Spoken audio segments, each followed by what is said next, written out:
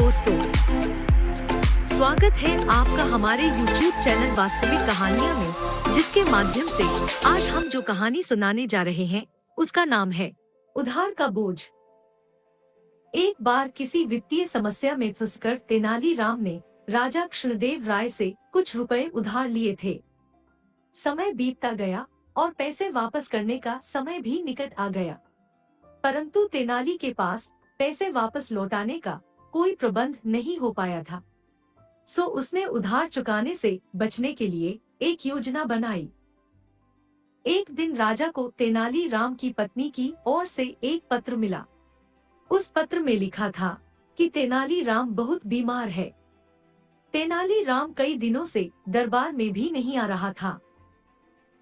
इसलिए राजा ने सोचा कि स्वयं जाकर तेनाली से मिला जाए।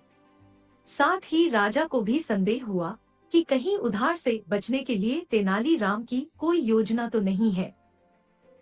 राजा तेनालीराम के घर पहुँचे। वहाँ तेनालीराम कंबल ओढ़कर पलंग पर लेटा हुआ था। उसकी ऐसी अवस्था देखकर राजा ने उसकी पत्नी से कारण पूछा। वह बोली, महाराज, इनके दिल पर आपके दिए हुए उधार का बोझ है। यही चिंता इन्हें अंदर ही अंदर खाए जा रही है और शायद इसी कारण यह बीमार हो गए।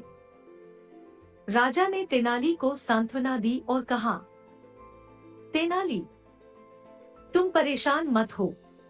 तुम मेरा उधार चुकाने के लिए नहीं बंधे हुए हो।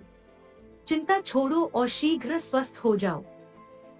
यह सुन तेनालीराम पलंग से कूद पड़ा और हंसते हुए बोला, महाराज, धन्यवाद।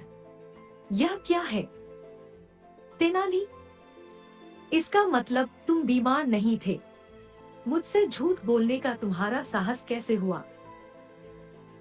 राजा ने क्रोध में कहा, नहीं नहीं महाराज, मैंने आपसे झूठ नहीं बोला।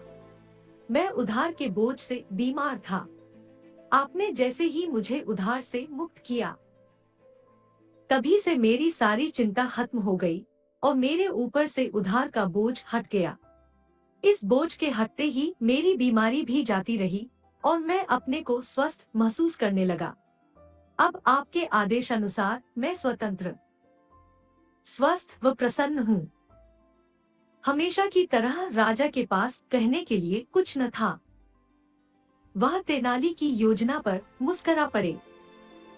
आशा करते हैं कि आपको यह कहानी पसंद आई होगी। दोस्तों, ऐसी ही मजेदार कहानियों के लिए हमारे YouTube चैनल को सब्सक्राइब करना ना भूलें।